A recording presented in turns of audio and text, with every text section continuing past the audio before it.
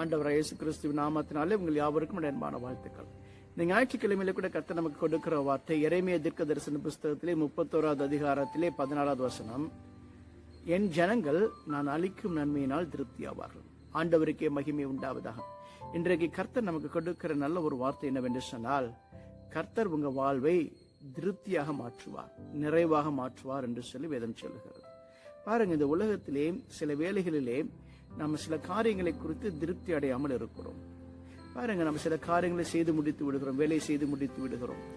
அதுக்கப்புறம் பின்னாடி யோசிக்கிறோம் உட்கார்ந்து, ஒருவேளை இந்த காரியத்தை நம்ம இப்படி செய்திருந்தால் நன்றாக இருந்திருக்கும் என்று சொல்லி நம்ம யோசிக்கிறது உண்டு. பாருங்க, சில வேளை நம்ம திருப்தி அடையாமல் போய் விடுகிறோம்.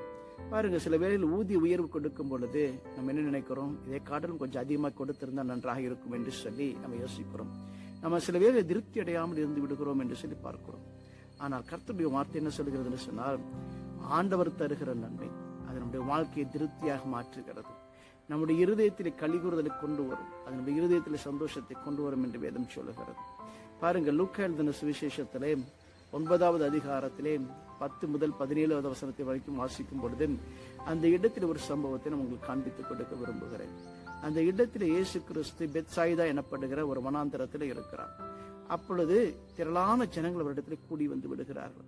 பாருங்க, இயேசு கிறிஸ்து அந்த இடத்திலே பல பேரை குணமாக்கி கொண்டிருக்கிறார். வியாதியில் இருக்கிறவர்களை சுஸ்தமாக்குகிறார், பிசாசின் பிடியில் இருக்கிறவரை குணமாக்குகிறார்.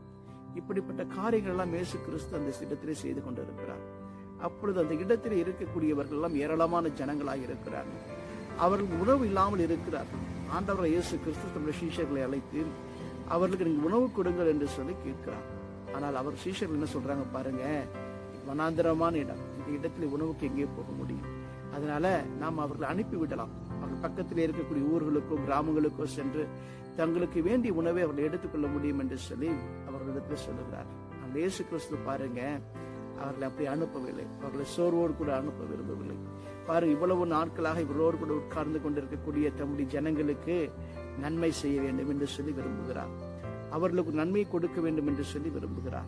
அந்த இடத்தில் அவர் கேட்க, உங்களிடத்தில் என்ன இருக்கிறது என்று சொல்லி கேட்கும் பொழுது அவர்கள் சொல்லுகிறார்கள், எங்க இடத்துல 5 அப்பமும் 2 மீன்கள் மாத்திரம் இருக்கிறது என்று சொல்லுகிறார். அப்ப உடனே ஆண்டவர் சொல்லுகிறார், எல்லாரும் 50 பேராக உட்கார வையுங்கள் என்று சொல்லுகிறார். அந்த இடத்துல பாருங்க, புருஷர் மாத்திரம் 5000 பேருக்கும் அதிகமாக இருக்கிறார்கள். அவ்வளவு பேரும் உட்கார வைத்து விடுகிறார்கள். எல்லாரும் உட்கார்ந்த உடனே ஆண்டவர் இயேசு கிறிஸ்து என்ன செய்கிறார் பாருங்க, 16வது வசனத்தில் வாசிக்கிறேன். அப்பொழுது அவர் அந்த 5 அப்பங்களையும் அந்த 2 மீன்களையும் எடுத்து வானத்தை அண்ணாந்து பார்த்து அவர்களை ஆசீர்வதித்து பிட்டு ஜனங்களுக்கு முன்பாக வைக்கும்படி சீஷர்களுக்கு கொடுத்தார். பாருங்க, அந்த இடத்தில் இருக்கக்கூடிய அந்த 5 அப்பம் 2 மீனை எடுத்து ஆண்டவர் என்ன செய்கிறாரா, ஆசீர்வதிக்கிறார். ஆமேன், கர்த்தருக்கே மகிமை உண்டாவதாக. பாருங்க, கர்த்தர் அந்த இடத்திலே இருக்கக்கூடிய 5 அப்பம் 2 மீன் தான். அதை எடுத்து அவர் ஆசீர்வதிக்கிறார். ஆசீர்வதித்ததுக்கு அப்புறம் ஆசீஷரிடத்துல கொடுத்து நீங்க கொண்டு போய் அதை என்ன பண்ணுங்க, எல்லா ஜனங்களுக்கும் கொடுங்கள் என்று சொல்லி சொல்லுகிறார். உடனே போய் எல்லா ஜனங்களுக்கும் கொடுக்கிறார்கள். பாருங்க, எடுக்க வந்து கொண்டே இருக்கிறது. பாருங்க, ஆச்சரியமான ஒரு காரியம். வெறும் 5 அப்பம் 2 மீன் தான் இருக்கிறது. ஒரு இடத்துல கொண்டு போய் வைத்து விட்டு திரும்பி வந்து பார்க்கும்போது மறுபடியும் அந்த கூடை என்ன பண்ணுகிறது, நிரம்பி விடுகிறதை பார்க்க முடிகிறது.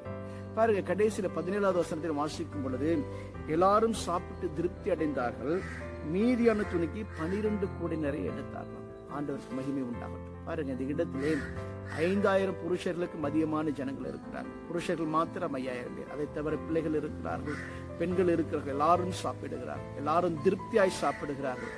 ஏதோ பற்றாக்குறை அங்கே ஏற்படவே இல்லை. எல்லாரும் நிறைவாய் சாப்பிட்டு முடித்ததுக்கு அப்புறமா நிறைவானது 12 கோடி நிறைய எடுக்கிறார். அவ்வளவு மிகுதியாக அந்த இடத்தில் ஆசீர்வாதம் இருக்கிறது நம்ம பார்க்க முடிகிறது. இன்றைக்கும் கூட எனக்கு அன்பான தேவ ஜனங்களே, கர்த்தர் கொடுக்கக்கூடிய ஆசீர்வாதம் என்றைக்கும் அப்படித்தான் இருக்கும். அது எடுக்க குறையாத ஒரு ஆசீர்வாதமாக, அது ஒரு நிறைவான ஆசீர்வாதமாக, அது உங்கள் வாழ்வில் திருப்தியை கொண்டு வருகிற ஆசீர்வாதமாகத்தான் இருக்க முடியும். கர்த்தர் தாம் இந்த நாளிலே கூட உங்களை பார்த்து சொல்லுகிறார், தேவ சமூகத்திலே காத்திருப்பீர் என்று சொன்னார். தேவனை சார்ந்து கொள்ளும் பொழுது, தேவனிடத்திலே உங்கள் சமூகத்திலே வந்து நீங்கள் அமர்ந்திருக்கும் பொழுது கர்த்தர் நிச்சயமாக உங்கள் வாழ்க்கையை நிறைவுடையதாய் மாற்றுவார். அவர் தேவனாக கர்த்தர் உங்க வாழ்வை திருப்தி உடையதாய் மாற்றுவார். அந்த இடத்தில் நடந்த சம்பவம் அதுதான். அவர் வாழ்க்கைக்கு தேவையான சகல தேவைகளையும் அவர் அந்த இடத்துல சந்திக்கிறார். அந்த இடத்திலே பாருங்க, மீதியானதை கூட 12 கூட நிறைய எடுக்கிறாங்க. அப்ப பாருங்க, அவ்வளவு அதிகமாக இருந்தது, அவ்வளவு மிகுதியாக இருக்கிறது. அப்ப சாப்பிட்டதுக்கு போக மிச்சம் எடுக்கத்தக்கதாக, மீதம் எடுக்கத்தக்கதாக கர்த்தர் அற்புதங்களை செய்தார். இந்த நாளிலே கூட கர்த்தர் உங்க வாழ்வில் அற்புதங்களை செய்ய விரும்புகிறார். நீங்கள் கர்த்தரை நோக்கி பாருங்கள். ஆண்டவரே, இன்றைக்கு அந்த இடத்தில் நடந்தது போல என்னுடைய வனாந்தரமான வாழ்க்கையில் ஒரு அற்புதத்தை செய்யும் என்று கேளுங்க. ஆண்டவரிடத்தில் வந்து கேளுங்க. ஆண்டவரே, இன்றைக்கு என்னுடைய வாழ்க்கை வனாந்தரத்தை போல இருக்கிறது. என் வாழ்க்கையில் ஒரு நிறைவை காண முடியாமல் இருக்கிறேன். என் வாழ்க்கையில் ஒரு திருப்தியை காண முடியாமல் இருக்கிறேன். ஏதோ ஒரு விதத்தில் நான் குறைவுபட்டு இருக்கிறேன். இன்றைக்கு என் வாழ்க்கையில் ஒரு மாற்றத்தை கொண்டு வாங்க ஆண்டவரே. என் வாழ்க்கையில் ஒரு அற்புதத்தை செய்யுங்க ஆண்டவரே. என் வாழ்க்கையில் ஒரு நிறைவை கொண்டு வாங்கன்னு சொல்லி கேட்கும் பொழுது கர்த்தர் மெய்யாகவே உங்க வாழ்க்கையிலே நிறைவை கொண்டு வருவார். மெய்யாகவே கர்த்தர் உங்க வாழ்விலே திருப்தியை கொண்டு வருவார். அந்த தேவனை நோக்கி ஜெபம் செய்யலாம். நேசிக்கிற ஆண்டவரே, இந்த நாளிலே கூட ஆண்டவரே, உடைய ஜனங்களுக்கு நீர் கொடுக்கிற நன்மைக்காய் நன்றி செலுத்துகிறேன். இன்றைக்கு யாரெல்லாம் உடைய சமூகத்திலே வந்து ஆண்டவரே, என் வாழ்க்கையிலே எனக்கு ஒரு நிறைவை கொடும், என் வாழ்க்கையில் ஒரு திருப்தியை கொடும் என்று சொல்லி கேட்கிற ஒவ்வொருடைய வாழ்க்கையிலும் கூட கர்த்தர் நிறைவை தரும்படியாய், திருப்தியை தரும்படி நான் செபிக்கிறேன். எந்த காரியத்திலே குறைவுபட்டு இருக்கிறதோ அந்த காரியத்திலே கர்த்தர் ஒரு அற்புதத்தை செய்யும்படி நான் செபிக்கிறேன் ஆண்டவரே. அந்த இடத்திலே மீதம் எடுத்தது போல உடைய ஜனங்கள் மீதம் எடுக்கத்தக்கதாக ஒரு ஆசீர்வாதத்தின் நிறைவை ஆண்டவரை கர்த்தர் கட்டளையிடும்படி நான் செபிக்கிறேன். இயேசுவின் ஜெபம் கேளும் நல்ல பிதாவே. ஆமென். God bless you.